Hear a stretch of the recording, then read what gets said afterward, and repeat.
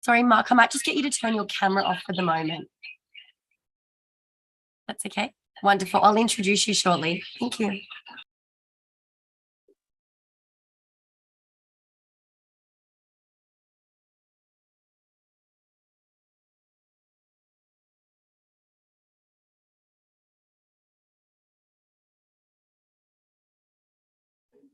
I gave you the link so that you don't have to use them.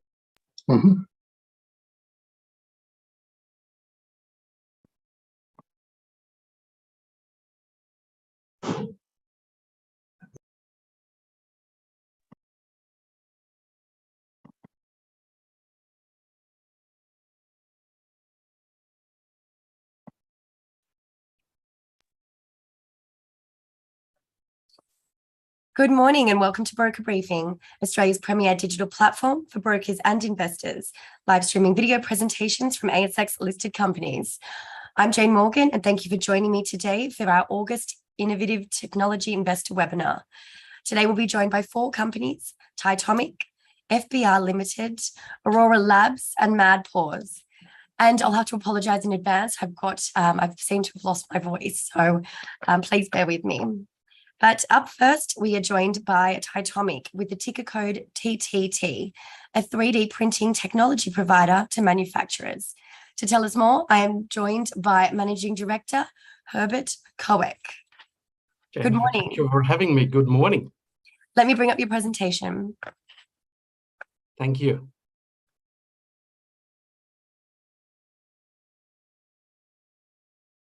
Well, first of all, thank you for giving me the opportunity today. And I would say before getting us forward into what we are doing and how we are doing and what progress we have made in the last year, I would like to ground us and get you a little bit of a background on what Titomic is all about. Okay, and Titomic, as you may know, is a small startup company which is Melbourne-based. We are at the ASX with ticker symbol TTTT, and we are monetizing and commercializing cold spray technology, where we are using some patents originally coming from CSIRO, and where we have the exclusive rights to commercialize. The technology as such is certainly interesting. I learned a lot also over the course of the last year on getting into that business, but it is simply overcoming a lot of the barriers which exist in traditional 3D printing. Mainly, I'm talking about size and speed. So technically, what we are doing, and I know some of you know this and have heard this already, but think about what we are really doing is we are taking a metal powder, and that could be any kind of metal, that could be aluminum, that could be copper, but also could be hard metals like titanium and invar. We accelerate that metal powder literally to supersonic speed, hence the story which you have on the headline here with the supersonic opportunity. We push that gas stream, which is enriched with a metal powder, through a nozzle, and whenever that gas stream bumps against a scaffold or a substrate, the metal particles start to bond with each other and form a metal. Fascinating, and it really allows us to drive a high deposition rate. So we are talking about we can depose kilos per hour, and we also can cover very large surfaces. That can be applied now actually into 2 big groups of applications. One of them is definitely that we can do coating services. So we can put a thin layer of metal onto something, most of the time onto metal. And that has an application, as you can see, and I will talk about it a little bit later on in terms of radiation shielding. And simply putting metal onto metal can also be used for repairing metal equipment, which is very interesting in the mining industry and oil and gas and some other places. And if you continue to do so, so building layer after layer, you also can start building 3-dimensional structures. What we are using, for example, and that's also the reason why we are keen to get into additive manufacturing. But starting point on the commercial space, and please, if you can move the slides and just go over the second one, which is the standard disclaimer. I think we are, as Titomic, we are in a super strategically important position right now, and we have we started to tick off many of these boxes, which at the end of the day are the foundation of a successful business. Let me share a couple of thoughts about the details, what I mean by that one. I think there is no conversation anywhere in the market that additive manufacturing is making its inroads into modern manufacturing. And so any provider of such a technology has a tailwind because of the fast growing markets. Okay, there is a lot of data out in the market, but I still think the growth rate of the additive manufacturing market, and specifically on metals, which is even higher than the standard growth rate, is on the 30 plus for the years ahead, and in some cases even faster. That's an important element because we are betting jointly together on a market which is growing. Okay, while many other markets, as you know, are not. Then the question is, how far advanced is the technology? Okay, and you all know, and we also went through the process in some of the cases where some of the technologies are coming forward to the market premature, where they cannot master certain parts of the process overall. But what you see on the chart in the middle, a proven technology ready now, is a study actually from AM Power, which is a German research institute, which are surveying the market every year and give an indication on how mature is a specific technology. And what these guys are stating, and these are not Titomic numbers, but AM Power numbers, is that a cold spray as a technology will get into commercial use, into industrial use in the next 2 years. And actually, that's totally in line with what we are seeing right now. And we are driving this commercialization, actually. And we are very confident that the commercialization of Titomic has started already. And I'll give you a couple of proof points in a minute from now. The next thing you need to have beside the market and the technology, which can be used to commercialize, is you have to have the right people. Okay, and what you see here is, I want to say here loud and clear that both my leadership team, as well as all the employees at Titomic, but also my board, we are coming from a very mature markets.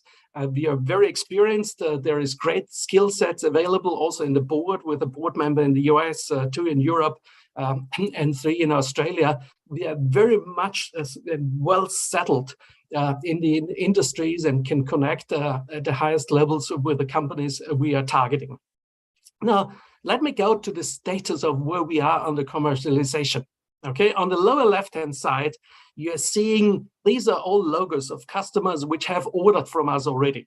That's very important. And if I want to highlight one or the other, you can see very prominent brands names in there. But for example, we just could close the machine sale and installation, and also will recognize revenue as such with DWI in the UK, which was the first machine of its kind, $2.3 million, which is great to see that it all came through in the last fiscal year. At the same time, you're seeing some customer names up there, which are new. For example, companies like Browntel, which are a service company in the mining fields in Australia.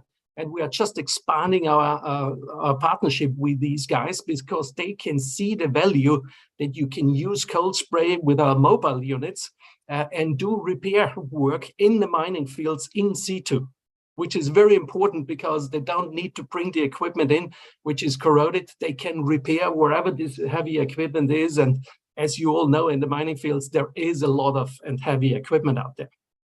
Okay, now the next stuff you need to have beside the market, the people and customers to start with, is also compelling products. Okay, and I'm very proud to say that also with the acquisition of Titomic in Europe, which we completed in December last year, we got now a very complete and broad portfolio in the cold spray arena. Actually, I would say we are the most advanced amongst any of our competitors with the range of products we have in cold spray.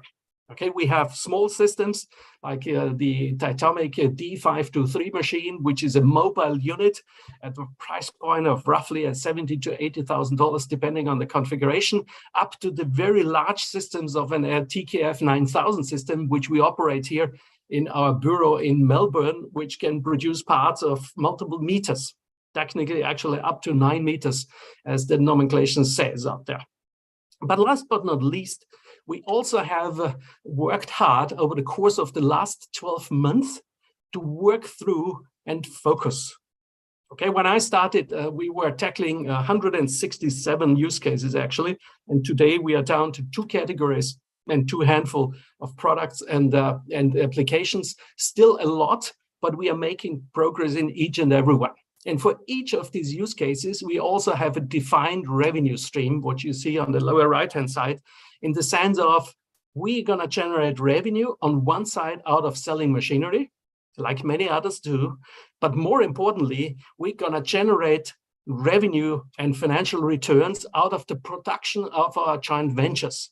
So the joint venture system is an important element of our commercialization strategy, as it allows us to get into certain industry. It allows us to do manufacturing by offering our complementary technology to existing players in big markets. So we don't need to build up all the resources and trying to understand these markets. We are teaming up with big guys in existing markets. So we did with Neos, for example, in tooling in the UK. So we do with Redcon on the barrel manufacturing out there. And that's a defined revenue stream, which goes on and beyond selling the machines, which is part of it. But also whenever this joint venture is going to be go operational and will start producing components and parts, we get a financial benefit. Okay, and last but not least, I call it always the kitchen we have in Melbourne, where we are having an innovation center, where we are validating use cases, where we are testing and doing work together with customers to understand, can it be done? And if yes, at the later stage, will yield to further joint ventures and to production of parts. Can we go to the next slide, please? Now, we made progress in fiscal year 22. Okay, fiscal year 22 was a rough year, but very rewarding at the end of the year. And we made progress in every single cylinder. Everything is humming now, even to the point where we are really stretched in one or the other place. But just as you could see here is on the left-hand side, what I said is we have been focusing. We moved from 160 use cases, 167 use cases, down to 2 categories, 5 use cases each. And the 2 categories are building 3D structures, like tooling, like barrels, like 3D structures, or coating services, where we are in the repair services. And the progress which you see in the middle, these are agreements signed, these are orders received, this is revenue recognized in some cases. Okay, we signed a Neos JV with a company in the UK, where at this stage we are working on the configuration of the machine that will yield going forward in the next weeks and months ahead to a machine order. Then we're going to install the machine, and then this Neos JV becomes operational. Same on Redcon, on the barrel manufacturing. We have completed already the Vetropack, which is a huge glass bottle manufacturer, a leading glass bottle manufacturer back in Austria. Just coincidence, because I'm Austrian, so I think I have the best possible relationship to start with these guys. We completed on DWI, and also our services sales have been ramping. With the acquisition of Dycomet, as you may know, is we got also access to their portfolio, to this mobile system. And just as a starting point, you have seen recent announcements. We have sold a machine here to Asia Pacific. We have sold a couple of machines here in Australia. We have sold the first machine into the transportation business. And this is continuing as the machines and the solutions are resonating very well with these existing service companies, where they suddenly can do now jobs faster and better because they're using cold spray as a technology. The best example I would share here is if you do repair on fuel tanks by welding, obviously you make sure is that the fuel tank is empty before you weld and transfer a lot of energy and heat into the fuel tank. If you're using cold spray, you don't need to empty the fuel tanks. Okay, so you can do that repair without having the hassle of emptying the fuel tanks beforehand. At the same time, we are also going into completely new territories. You may have seen the announcement where we have gotten the first minor, small order, but very strategically important with our radiation shield with Fleet Space. And at the same time, we're also validating right now titanium structure and tanks with a couple of other suppliers. So with that said, let me summarize overall. Fiscal year 22, big change in the company. change in the sense of that we zoomed in, we narrowed down on few use cases, and instead of being a mile wide and an inch deep, we have reversed that thing. So we are getting deep now and focus on a few use cases, and over time going to expand once again in the other direction, but only after we are generating the revenue and getting the business success in return. We have a lot of the ingredients in place. We have the right team. We have a great and growing market. We have a clear understanding strategically what are these hills we want to climb going forward, which are described in the strategy paper, which you see an excerpt of it on the left-hand side. And we're going to execute. Execution is now key. So there is no more room for thinking about what the kind of industries we're going to disrupt. We have a clear charter ahead of us, and that's what we are executing in the days and the weeks and months ahead. With that one, I thank you for listening to me, and I'm available for questions. Well, thank you for the great presentation, Herbert. We've had a few questions come through. We have run a lot slightly over, so I'll jump into them. So when will we be seeing more joint ventures? Absolutely, yes. Okay, as the joint venture concept is a key ingredient of our commercialization strategy, because it allows us to go into certain manufacturing markets faster than if we would build the same competencies out of the greenfield ourselves. Okay, there are existing players.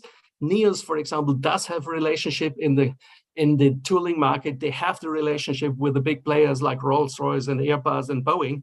There's nothing we can add to these relationships. We are adding complementary technology which allows them to produce products faster. That's the reason what they like, and that's the reason why they're engaging with us.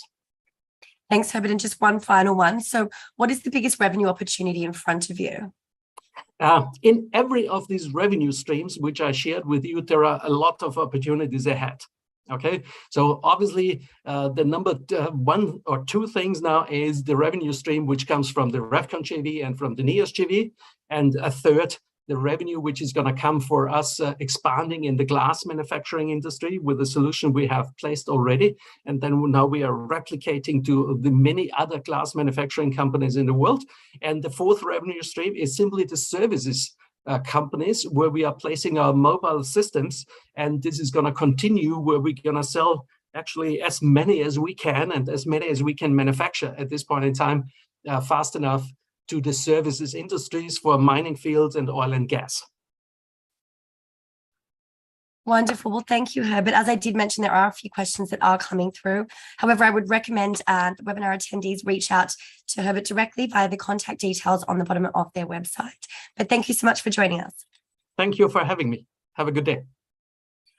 Next up, we have a presentation from FBR Limited with the ticker code FBR, an industrial automation technology company. To tell us more, today I am joined by Executive Director and CTO, Mark Pivac. Good morning, Mark. How are you? Very well, thank you, and thank you for inviting us. Not a problem. Let me bring up your presentation. I'll let you jump into it.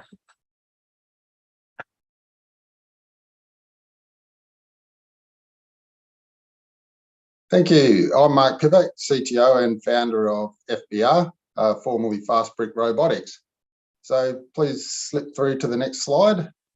We'll take the disclaimer as read, and the next slide, please.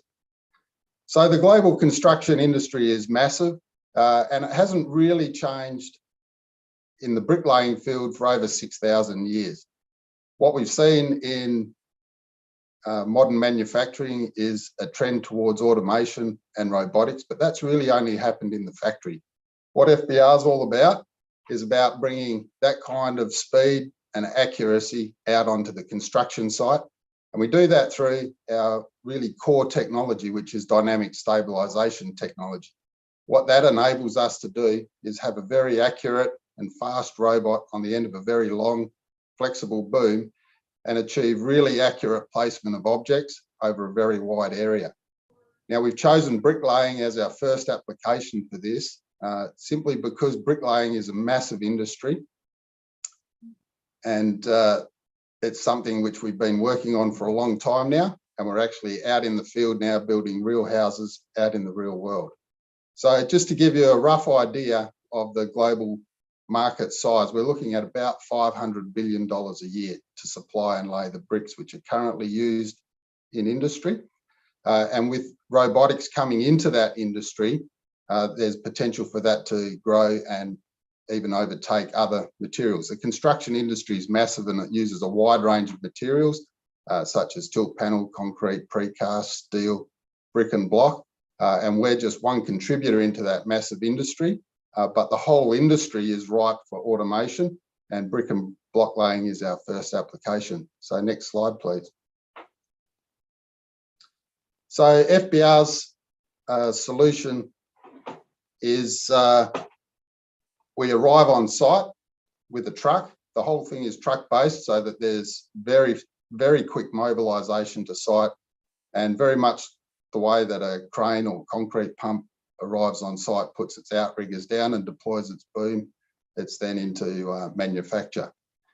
So one of the big advantages of FBR technology is that we actually use an industry-proven product. As I mentioned before, bricks and blocks have been laid for 6,000 years, so there's no real change there. The construction industry is very conservative and can be slow to change, but we found here in Western Australia and also around the world, there's a huge amount of interest to use new processes, but with existing proven materials. So that's a really big advantage for FBR compared to, say, 3D printing, which has to introduce new materials into the construction industry. And here I'm talking about concrete kind of printing.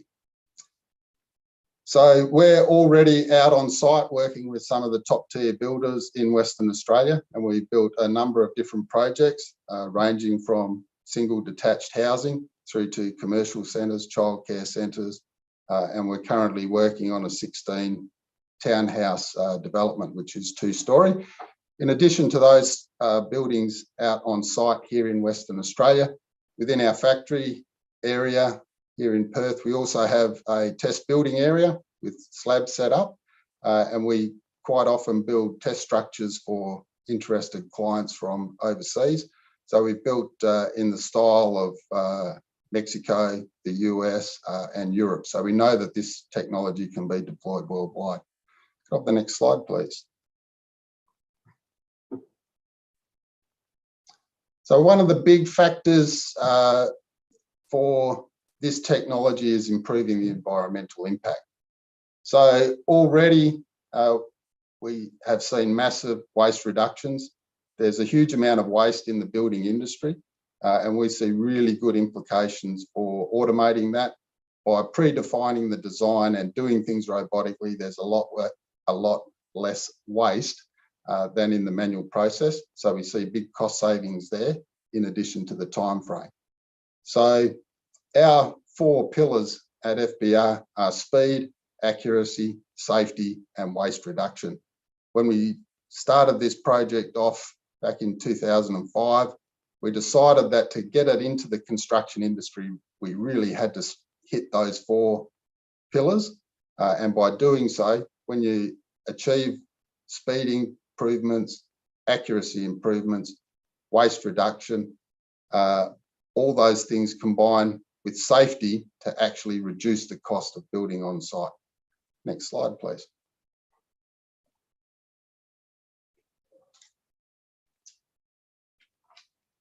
So the construction industry, unfortunately, does have quite a bad reputation for stress and strain on humans and serious injuries throughout the industry. And the industry is continually working to try and improve safety. It's very difficult when you're working with construction sites, which can be a little haphazard at times, and people are interacting with heavy equipment and doing manual jobs, lifting heavy things and using tools and so on. So by roboticizing the whole process, you can greatly improve that safety simply by removing humans from the process. So there are still humans involved, but they're no longer touching the work, or not touching the work as much as what traditional manual methods build. So some of the other advantages, we can build at elevation without needing scaffolding. Working at heights is a big safety factor. And we're basically working to try and remove all of the manual labour. The bricks are loaded into the Hadrian machines by a telehandler or forklift.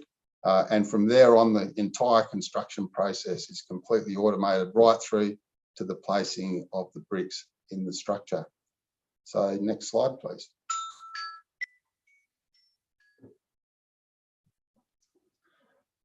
As I mentioned before, we've been making a lot of commercial progress.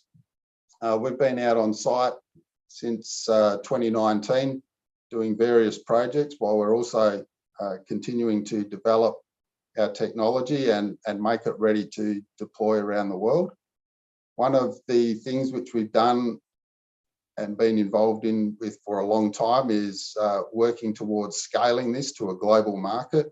As such, we have an MOU in place with Liebherr, very large German construction equipment manufacturer.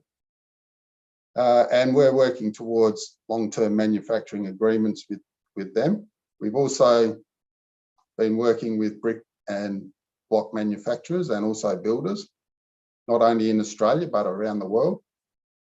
So we've been we have built a house in Australia using Wienerberger's Porotherm blocks. Wienerberger are the largest brick and block manufacturer in the world. They have very large market share in Europe. We've been working with them for quite a few years on working out the best way to get Hadrians to enter the European market.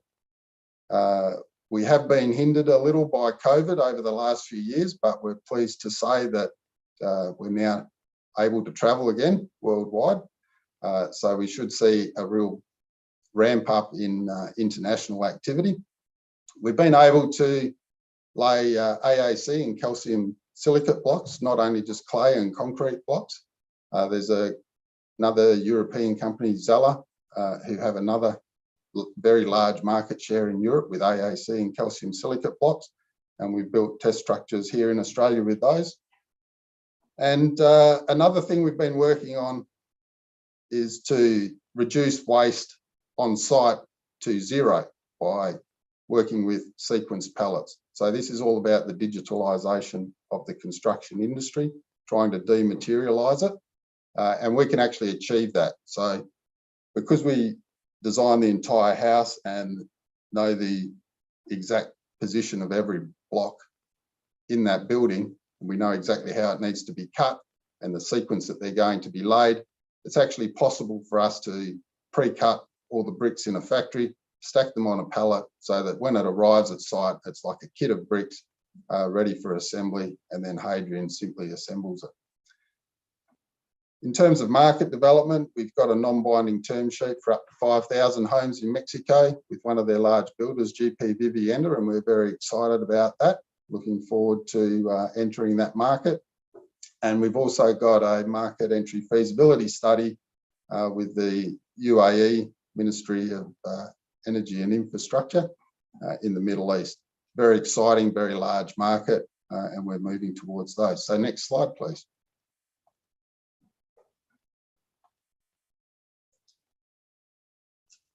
Another key thing we've been working on is the next generation Hadrian X. So these are quite large and sophisticated robots. We've been continuing the development of the existing two Hadrians that we have. And in the meantime, looking at what's needed to roll this out globally. Now, one of the things about bricks being a 6,000-year-old product is that they're really optimized around the human. So the size and weight of those bricks is limited by what a human can lift. Robots don't care about the size or weight of the blocks that they're working with. So our next generation Hadrian is designed to lay much bigger blocks. Effectively, they'll be twice the size and twice the weight that the current Hadrian works with. That in itself will increase the construction speed, because what we're aiming to do is be able to build a complete house in less than a day. That means we'll be able to arrive on site, deploy, set up, build the house in a few hours, pack up, and either head off to another site will finish that job. At the moment, it takes us a few days to build a house, which is a fantastic improvement over what can be manually achieved, which can range from 2 to 6 weeks, even longer depending on the design of the house and the availability of labour. And the availability of labour is actually a huge problem in the construction industry. We've recently been through a bit of a building boom. We've seen the price of bricks to be laid increase from $1 to about up to $4 a brick, depending on the desperation of the builders to get things built. And we see that in the long term, Hadrian should stabilise the bricklaying availability and also the pricing of the bricklaying, and that'll be a big factor for builders. So one of the other important features of Hadrian 110 is the delivery system through the boom is being built so that it can be developed to eventually work with other products other than bricks. So this opens up the possibility of laying roof tiles or dealing basically with anything else which needs to be positioned or placed or assembled on a construction site. One of the other things which we've been working on is a demonstration of Hadrian's DST, or the dynamic stabilization technology's ability to stabilize a boom for either concrete pumping or 3D printing. We've done that and we've demonstrated that, and our CEO is currently traveling the world looking for how we could either introduce that into the 3D construction, 3D printing market, which is currently dependent on gantries to position the nozzles. And we're just deciding whether we'll be licensing that technology into those sort of providers or perhaps competing against them. But notwithstanding that, we still believe that bricks and blocks offer a massive advantage because they are a QC, well-known product compared to the newer materials which are being used in 3D printing in the construction industry. So next slide, please. So this is a little bit of an overview of what we've got planned for the next 12 months. We're looking for binding orders for robots, which we'll place into what we call wall as a service entities. We know that builders typically don't want to spend huge amounts of money or train a workforce for using robots. So we intend to set up wall as a service entities to act as essentially a bricklaying contractor. What that means is that the way builders interact with the market is not really going to change. We're looking to establish in the US and Europe, and I mentioned the 3D concrete printing, so we're looking into that. And also, as Hadrian 110 or the next generation Hadrian comes online, we'll be rolling out and demonstrating roofing, and then of course doing more structural building, and finally bringing this out to the world with demonstration projects leading into commercial entities in Europe and the US and hopefully the Middle East. Next slide, please. So if you have any questions or looking for more information, there's all our contact details. And also after these few slides, we have a few appendices with a little more information if you'd like to dig in deeper. And I'd just like to thank you for your attention and invite you to find out more about FBR. Thank you. Thanks for the great presentation, Mark. There's been quite a few questions come through. We have run slightly out of time, but I'll jump into a couple of them now. So when will the first batch of next generation Hadrian machines roll off the assembly line? And what does the manufacturing ramp up look like? Yeah, so as I mentioned, we're currently assembling Hadrian and we're on track to have that mechanically complete in September, and we're looking at bringing it online early next year. There's quite a bit of commissioning work to do on that. And from there, we'll just go through a continuous improvement process and ramp up production. Here in Australia, we have capacity to produce machines. And as that rolls along and increases, that'll eventually shift into offshore production as well. So really exciting times ahead. Thanks, Mark. There's actually just a question. This has been asked a few times, but so in the near future, could the machine be adapted for other industries such as forestry, mining, space exploration, and agriculture? Sure, DST really enables the accurate placement of materials or a robotic end effector over a very large area. So there's a huge range of industries that it could be applicable to. Basically, if you want a robot that could have a reach of 30 meters or 50 meters, or even an end effector hanging off a crane, that's all possible. So there's huge potential applications in defence, forestry, mining, the construction industry. And as you mentioned, space is the future frontier, but we're not quite there yet. Wonderful. Well, Mark, thanks again for joining us. Our broker briefing, a copy of today's recording will be available online. But for all the webinar attendees who are sending through questions, I would encourage you to reach out to Mark directly via the contact details on the bottom of their ASX releases. But again, thank you for joining us. Thank you. And also, everyone, thank you for putting up with my voice during this broker briefing. So next up, we have a presentation from Aurora Labs with the ticker code A3D to tell us more about their high-powered 3D printing technology for industrial applications. I will hand you over to the CEO, Peter Snowsill. Hello, Peter. How are you? Hi, how are you today? Well, thank you. Let me bring up your presentation. Thank you.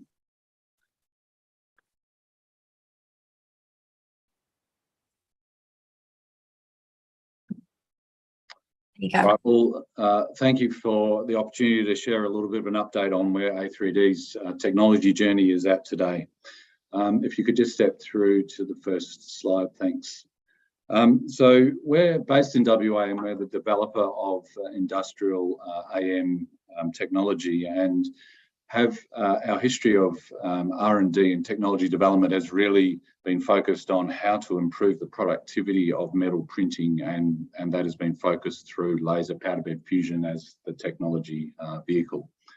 The work that we've done so far has resulted in a development of mature IP and know-how for high productivity, high power printing and its commercialization into a printer.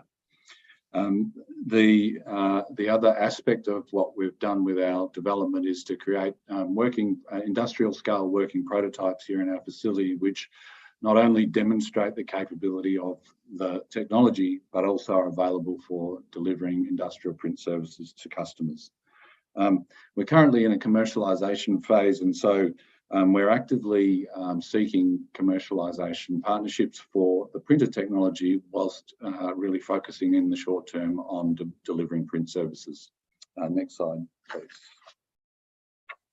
So the core of what we're about is our technology, and our technology is based on market-leading laser power, which leads to higher productivity than lower laser-powered systems in the market, and ultimately delivers lower cost of production for printed parts.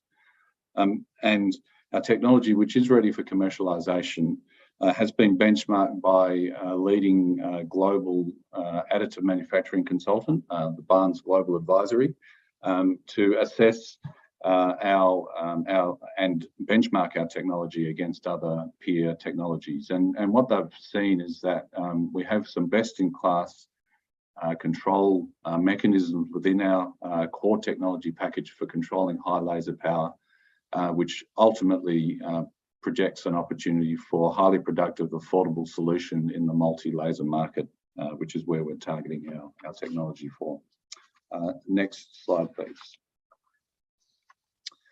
So as we are demonstrating the capability of our printer and looking at performance, capacity for potential partners and both print services clients across multiple industrial sectors, we've chosen to do a program which really seeks to comply with a range of new aerospace standards, assessing the print facility that we have here, the machine, our prototype, and the printed part quality and its compliance with these standards.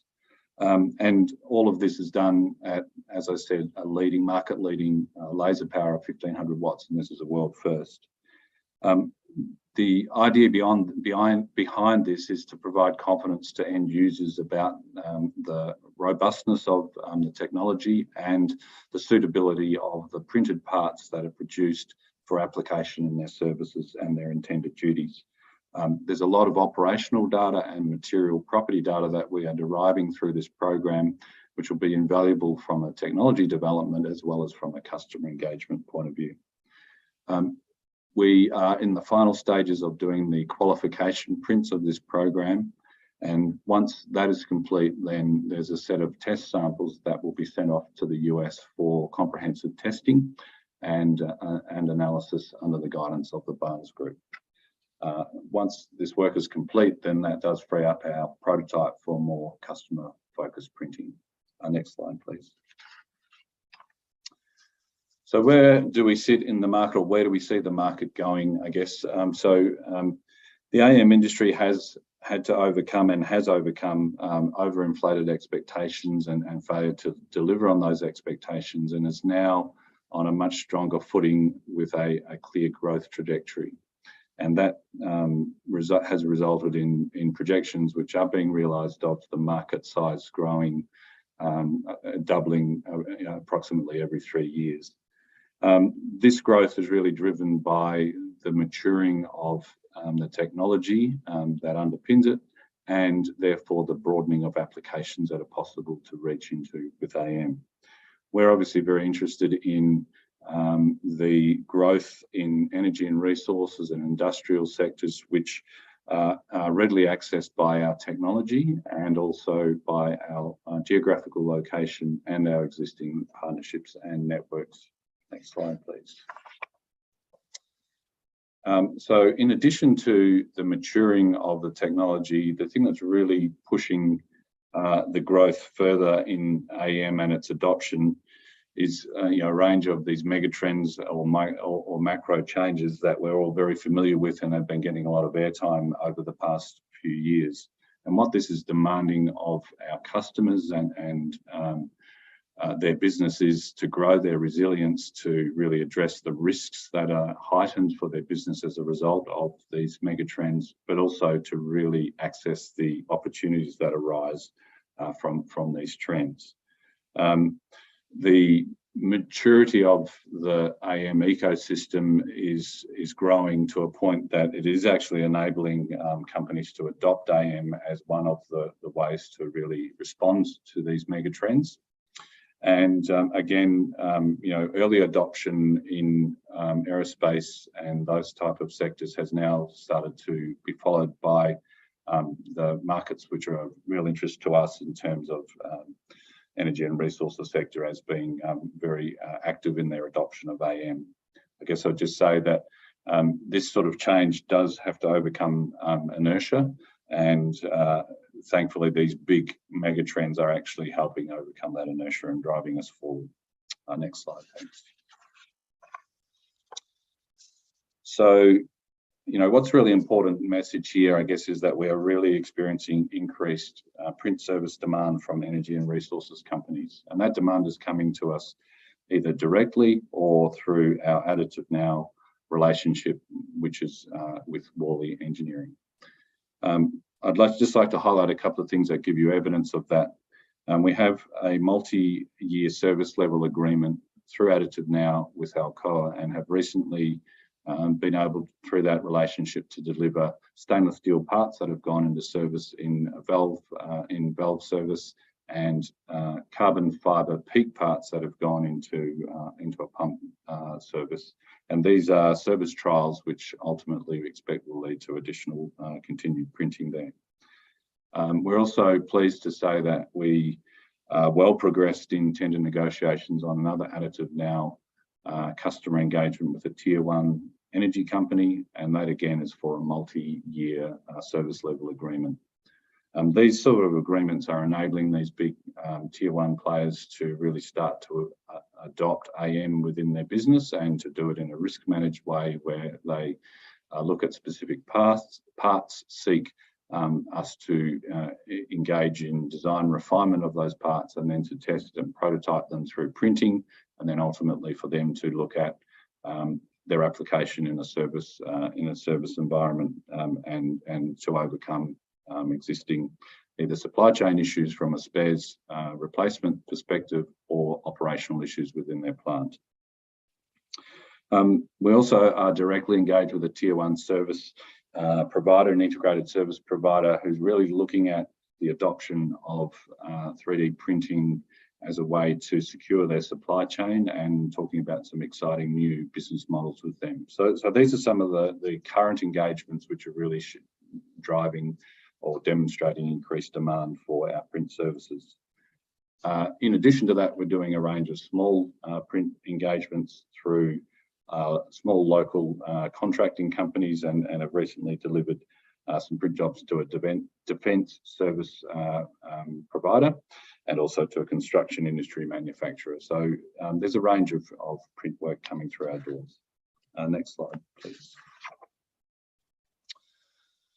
So I guess in terms of how we're seeing our near-term opportunities, we're really seeking to offer a one-stop shop for print-related services, and that includes really identifying the parts that are suitable for printing through inventory assessment, being able to offer design for additive manufacturing called DFAM, which really refines the design of the part to make it suitable for printing and to potentially improve the functionality and the cost basis of the part, undertaking the printing itself, and then doing other post-processing activities which would be more similar to traditional subtractive manufacturing methods. So that's that's a service offering that is in demand from our customers as we speak.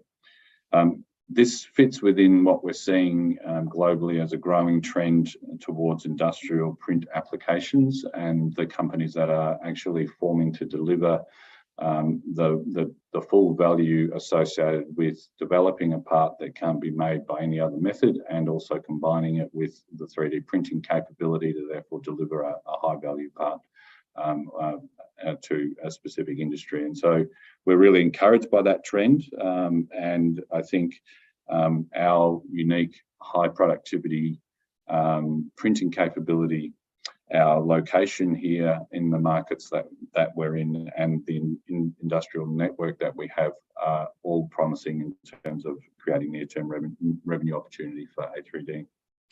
The other thing is, as we see this demand growing, is that we have increased availability and accessibility to our prototype printers to be able to deliver print work, and we're also actively looking at the next step in developing additional capacity as demand continues to grow. Next slide, please. We have spoken in the market over the past year about the activities that we're involved in terms of finding a commercialization partner, and these discussions are ongoing across machine development opportunities, licensing opportunities, and I guess more recently also some application and service development prospects. The technology commercialization partnership options that I guess make the most sense to us and seem to be interesting to potential partners are either the joint development and manufacture of a machine with a partner, and that could be, for example, an OEM that is already building industrial machines and want to add a 3D printer or AM technology into their suite of products, or licensing of the high power, high productivity components of our technology to an existing printer platform, for example, for an OEM who's already building laser powder bed fusion printers. So those are some of the conversations that are ongoing, and I think we continue to really look for alignment of objectives between what we see as the implementation of our and application of our technology and what our potential partners are looking for. We're obviously looking for win-win commercial outcomes in that in those conversations, and we're seeking companies that have complementary capabilities to really address our own gaps and to get the best value out of that. Next slide, please. So in conclusion, the long-term growth prospects that are in front of A3D are really through the commercialization partnerships and ongoing R&D activities, whilst print services is an immediate focus which offers us an ability to capitalise on growing demand, and that is converging with our ability to supply that and meet that demand and create near-term revenue. And that's delivered through our technology, our own homegrown technology, and with our very capable team. So thank you for your time today. I'm available to address a few immediate questions.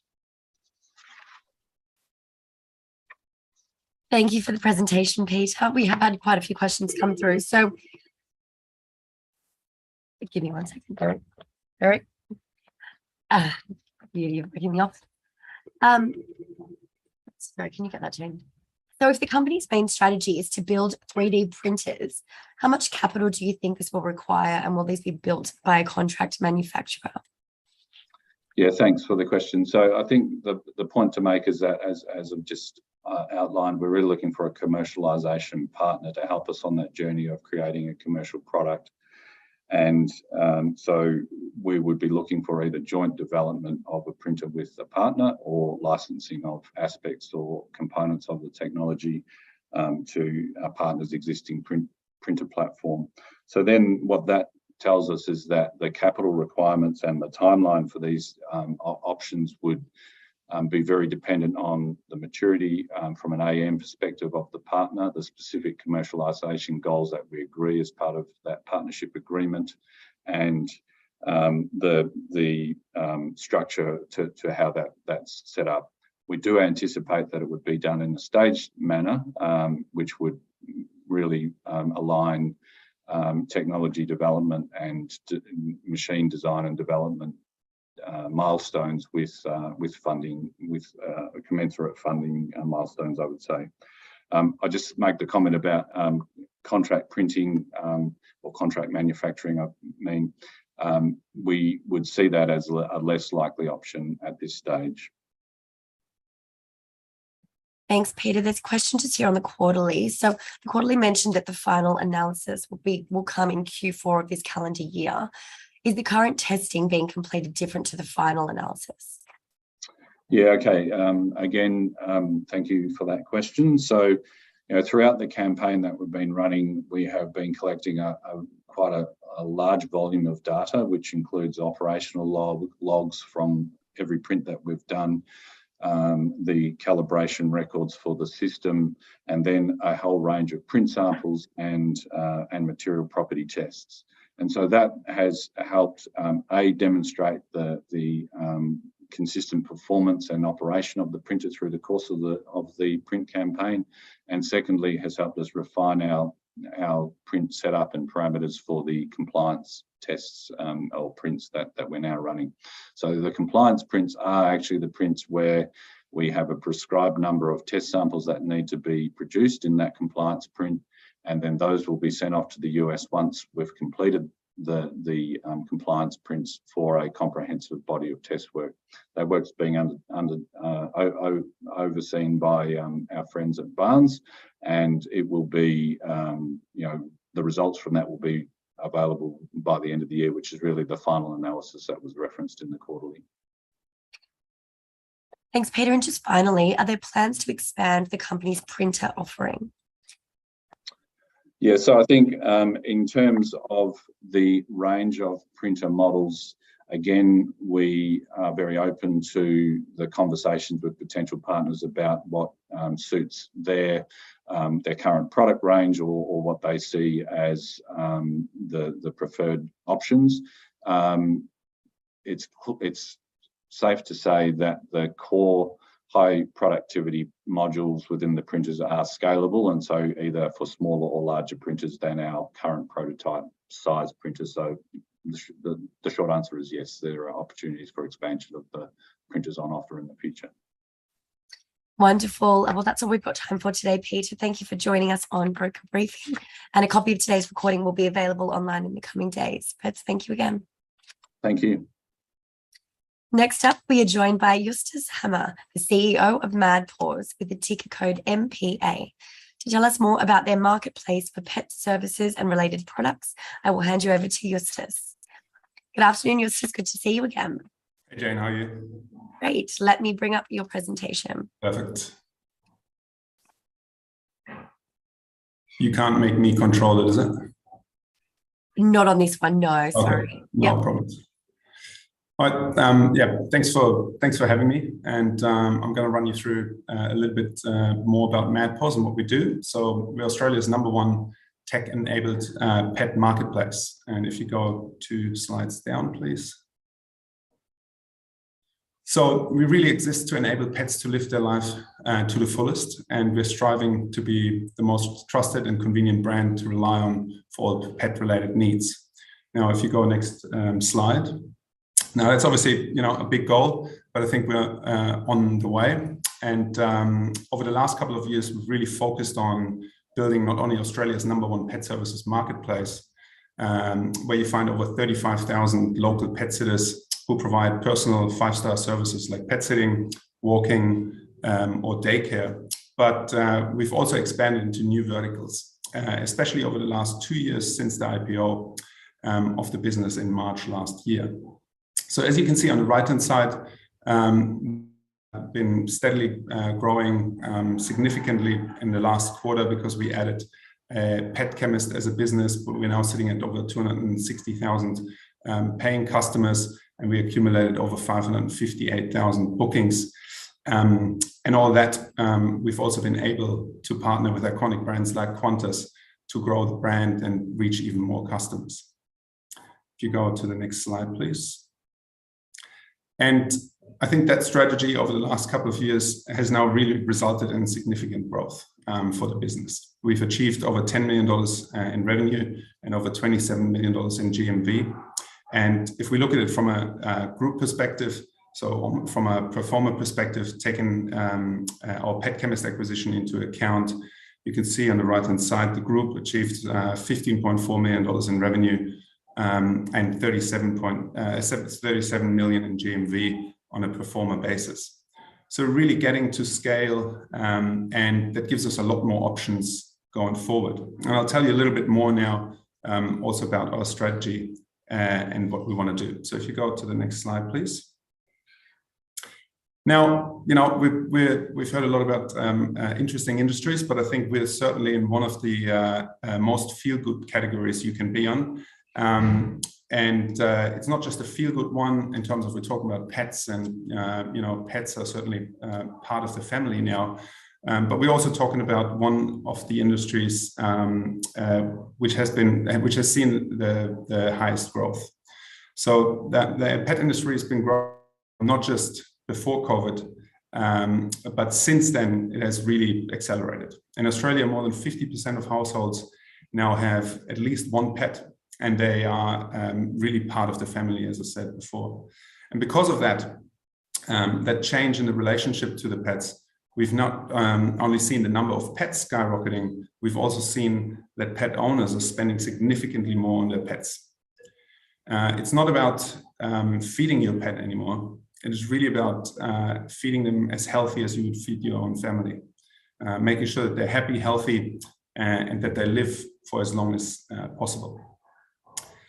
One of the other big advantages for our industry, especially in times like today, is that the pet industry is very recession resilient. Once you have a pet, you know, people tend to keep spending on those pets, and those pets are most certainly not going away. So, you know, and particularly in the times that we're seeing now, where there's some questions around consumer spending, I think we're in a very safe space, and with the growth that we've seen, not just from a number but also from the amount that people are spending on pets, I think we're in a very exciting space that's going to see continuous growth over the next couple of years. And please go to the next slide. And so this slide, it really shows you the extent of the growth that we've seen in the pet industry. Cat ownership is up over 30% now from the beginning of the COVID pandemic, and dogs are up 24%. And you can see that people are now spending a significant amount of money per year on their pets, over $3,200 on dogs and over $2,000 on their cats per year. So that has grown significantly over the last couple of years, and again underlines that kind of humanization that we're always talking about, and that bring in the pets from kind of your front yard into the house, which has all kinds of effect, which is obviously very positive for us, and which has now resulted in the pet industry being an industry worth $30 billion. So it's a very, very significant industry and growing very, very nicely. To the next slide, please. And so this slide kind of really shows you where we want to play. You know, Paws wants to provide quality products and services that make not just the life of the pet owner better, but obviously also their pets. And a pet owner has a lot of needs, as you can see on this slide. So, you know, it starts from the very left with kind of research when you're trying to think about having a pet, to planning, health, food, all kind of the services in terms of training, exercise, minding, but then obviously also entertainment, toys, as well as aged care and passing of the pet. And we are really kind of providing already products and services in those areas. We've got sash beds in the curated e-commerce space.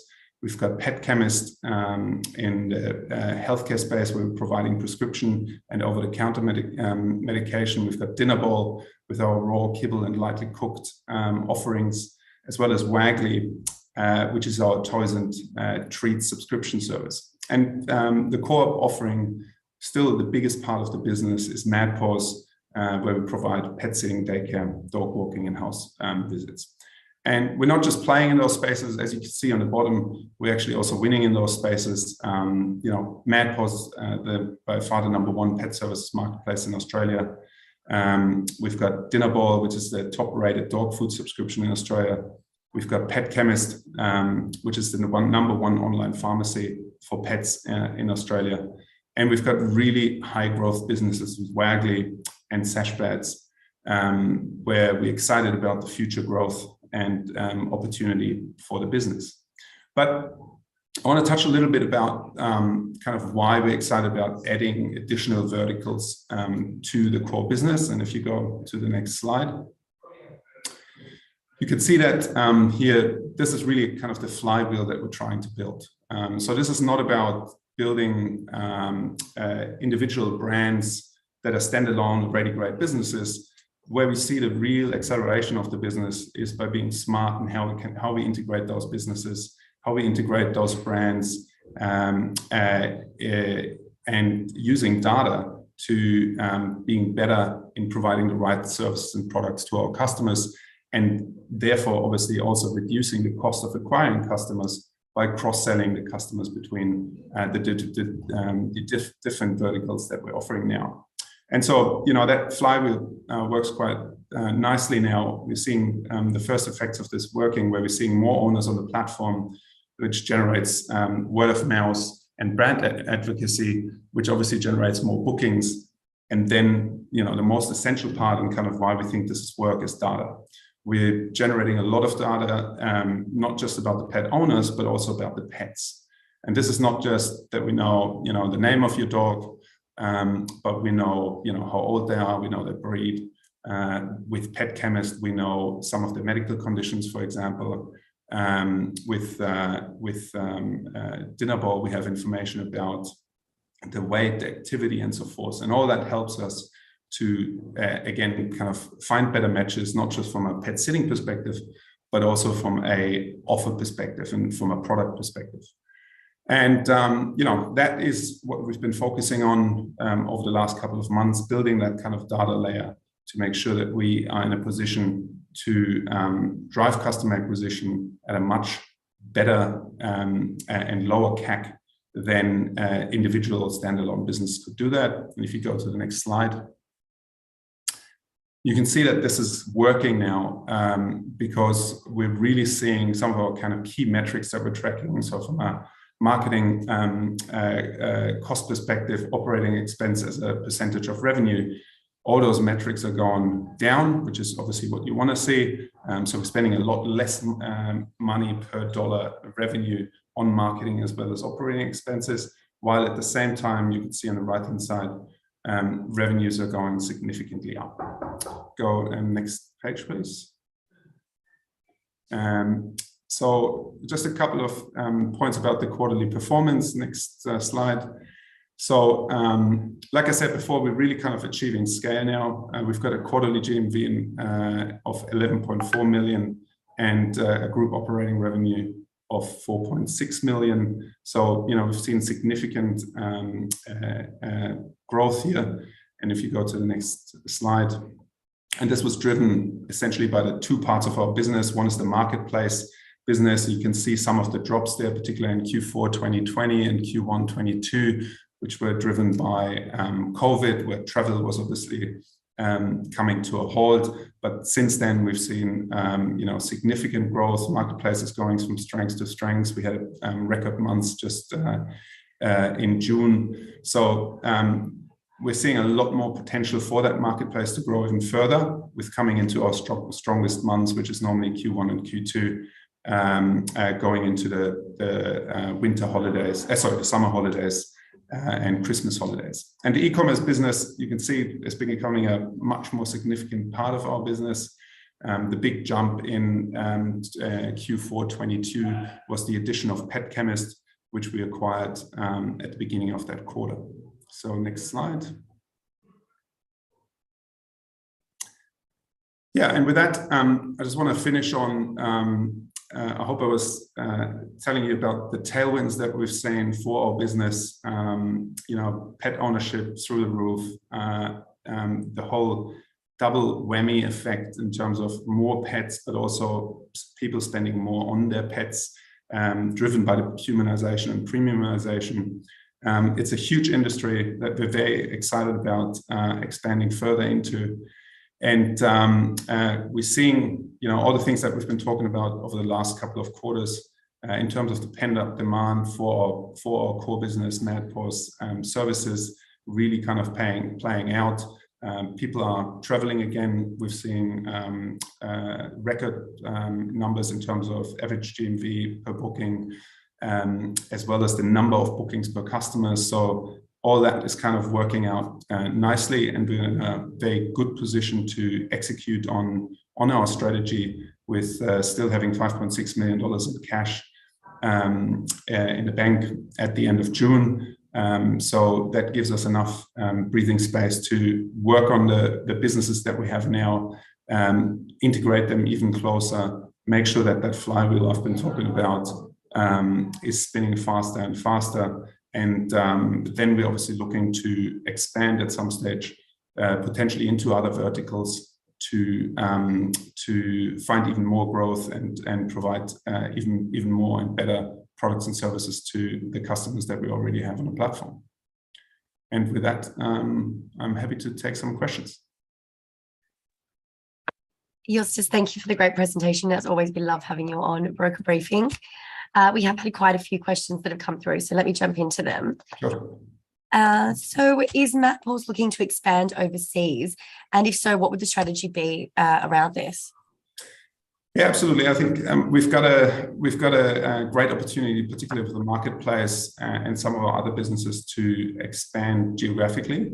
Now, just where the market is at the moment and kind of what we're focused on, we're very much focused on profitability and driving the business that we've built now and the ecosystem that we've built now, and making sure that that's as efficient as possible. So, from a timing perspective, that's not something we're gonna start doing probably in the next quarter, but it's certainly something that's in the kind of in the closer horizon. And it's just a decision then on kind of how much do we want to invest in growth again. So, the nice thing at the moment is marketplace as a standalone business already profitable. and we're working on kind of the other verticals to get there too. That's kind of our priority at the moment, and we're achieving that while still showing very nice growth for all parts of the business. But once the market changes a little bit, we're obviously looking to accelerate that growth, and geographic expansion is one option that we're looking at. Well, just further to that then, there's a question that's come through just about getting a strategic involved. So someone perhaps in the travel industry or online web, would now be a good time for that particular strategic investment? Yeah, absolutely. I mean, we're always open and looking at strategics. We've obviously brought Qantas on board fairly early, which was great for us, not just from a customer acquisition perspective, but also from a trust perspective, right? Building marketplaces is very much about building trust and building trust with our customers. So absolutely, it's something that helps us, from a profitability perspective as well, if we find the right strategic. So it's something we're always closely considering. Okay, and another one that's popped up. So what revenue stream is management most excited about? Well, I think it's really the combination of the ecosystem that we've built now. So, the marketplace is doing really well. We've got, like I said, the marketplace as a standalone business now profitable. And we see kind of that cross-sell really taking off. I think one of the businesses that we've seen, significant growth now has been Waggly, where the team's done, incredible job and worked really hard on making sure that we get that to the level where, the CAC, so customer acquisition cost, is low enough, and we see enough new customers coming through for that really to take off. And that's probably one where we've seen, the biggest amount of improvements, where we're now in a position to really scale that business with still a very, very good cash profile. We get that money back very quickly because we're acquiring customers at a CAC now that's lower than ever before, while still acquiring more customers than we have ever before. So, that's probably one where we've really kind of seen a breakthrough in terms of growth over the last month or two. Well, Justus, that's all we have time for today. I am looking forward to seeing the new numbers, given that everyone seems to be traveling on holidays at the moment. So thank you for joining us on Broker Briefing. We look forward to hearing further updates. Thanks so much for having me. And thank you all for joining us today. So recordings of today's presentations will be available online in the coming days on both brokerbriefing.com and YouTube. We look forward to hosting you again soon.